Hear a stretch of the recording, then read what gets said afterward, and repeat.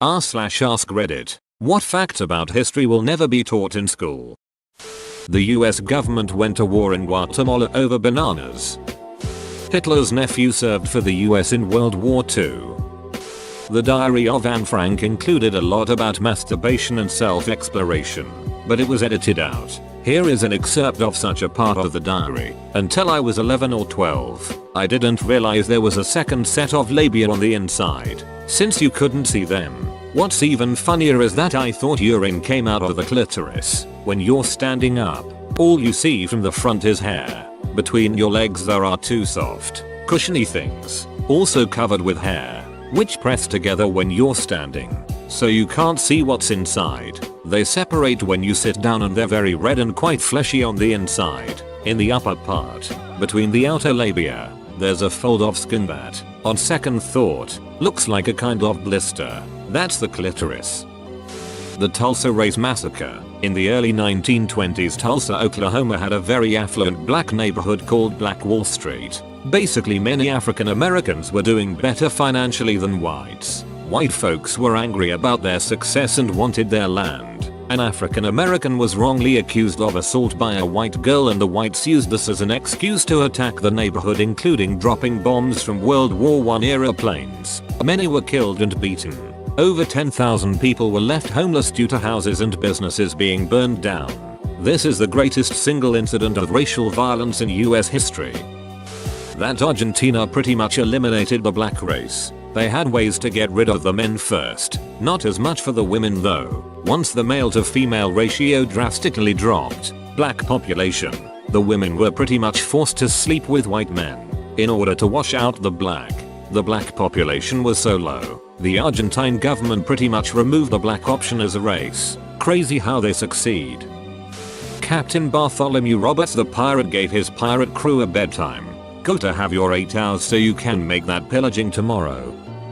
Well, until I saw Lincoln, I had never heard of Thaddeus Stevens, who seems to be a much greater believer in the equality of men than men. Ben Franklin once wrote a thorough essay about how it's better to date older women.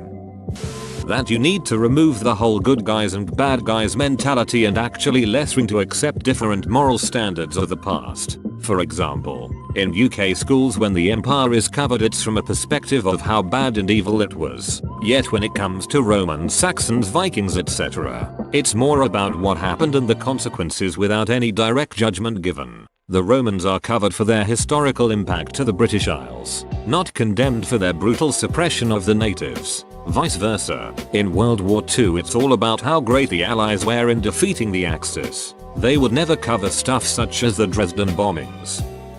How much in common we have with people of the past. Pictures, sculptures and carvings going all the way back, showing sex, drugs, drinking, partying and graffiti that you would see on an abandoned building or train today. The plight of the middle class and class struggles versus the upper class is the same today as for thousands of years. If we could listen to a court jester, their jokes would ring true today more than likely. Outside of technology making things faster/easier in a sense, we're still enjoying complaining about most of the same things we have been for millennia. Those who ignore history are doomed to repeat it, and there's nothing new under the sun is real. Native Americans weren't granted citizenship until the 1920s. Chinese Express Wu Zixin required people to please her orally as a greeting. How bad the rape of Nanking was. About the lost children of Francoism. These children were abducted from Republican parents who were either in jail or had been assassinated by nationalist troops during the Spanish Civil War and Francoist Spain. These children were then given to families that would practice Catholicism and nationalism. However, this lasted after 1975, when Franco died. By then this practice was already a trafficking business run by nuns, doctors and nurses. My mum is a lost children and she has told me that almost anyone has found their parents. The Holodomor, Ukrainian genocide, where millions of Ukrainians starved because of government control of farms. Literally anything to do with Polynesian history.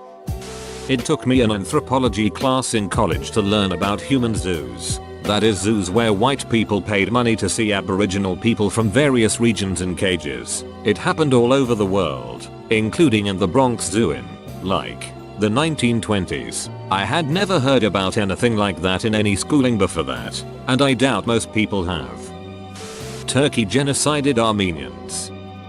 Most of the world was really into butt sex until the Abrahamic religions took over.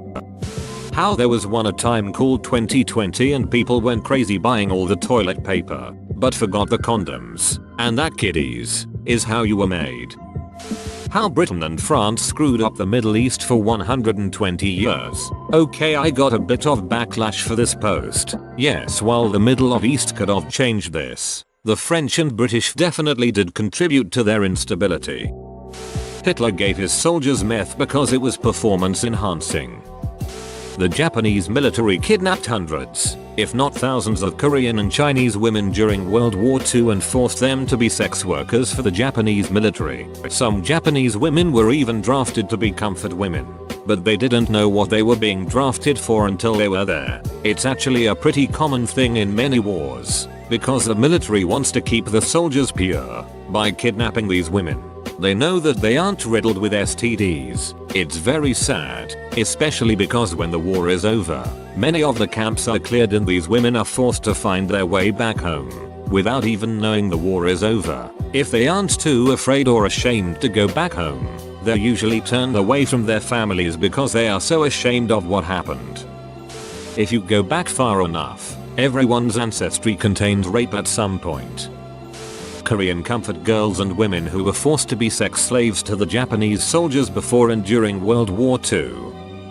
Gandhi was kind of a dumb a-hole. World War I equals the Great War Part 1. World War II equals the Great War Part 2. The Cold War equals the Great War Part 3. Proxy wars. The War on Terror equals the Great War Part 4. 100 years later and it's still ongoing. My Chinese tour guides who were in their mid-20s did not know about the Tiananmen Square massacre and Tank Man. They looked at us time we had 3 heads when we asked about us during our visit. Stalin's son killed himself in a concentration camp, yet Stalin mocked him until his death.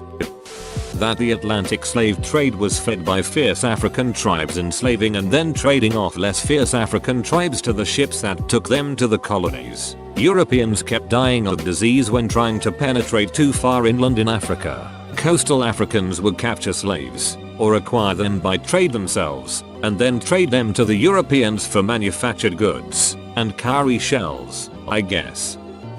The Heart of Darkness is based in the Congo Free State, which was presided over by King Leopold II of Belgium. Conrad wrote the story in part as a critique not just of European imperialism but also of the atrocities and crimes against humanity perpetuated during that time. It is estimated that between 5–10 million of a roughly 20 million population died during Belgian rule of the Congo Free State due to a combination of famine, disease, and forced labor. Belgium enriched itself through forced slavery and coercion, using strict quotas for the harvest of natural rubber, and an individual failing to meet a quota was punishable by death. For me personally, we read the book in high school, but we never learned the historical context or about King Leopold's part in all of this. In America, you're not going to hear a lot about the shady shit the US government did to its own citizens in the 1950s and 1960s. Project MKUltra was the code name of a secret CIA program that involved all sorts of crazy shit that most Americans have heard of but don't really know a lot of details about. And some of the stuff done under this program is so unbelievably weird that MKUltra is a punchline in some circles. And that's just the one that's common knowledge. There were programs set up where the government would inject uranium into people without telling them in order to see the effects, sometimes directly into their sexual organs. You need to dig deep into some weird rabbit holes to find information about stuff like this, and a lot of time you need to sift through all sorts of conspiracy theory BS in order to find the actual story, and even then you can't be 100% certain that what you uncovered is real or fake. But even so, it's pretty well established that in the 1960s in particular the US government was up to its elbows in some pretty bad stuff involving its own citizens, and you'll never hear anything about it even in college level courses unless you have some really groovy instructors. There was no famine in Ireland, it was genocide. Anything to do with Sumerian culture. A lot of people that didn't pay attention in history class. war crimes your own country committed.